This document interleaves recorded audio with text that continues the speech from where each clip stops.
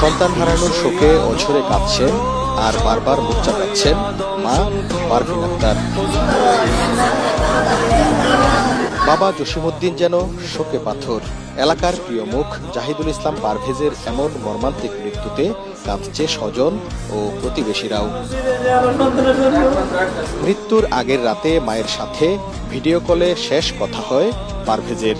সন্তানের মৃত্যুর খবরে ভোরে বাড়ি ফিরেছেন কুয়েত প্রবাসী বাবা সাবেক ছাত্রদল নেতা জসিমউদ্দিন।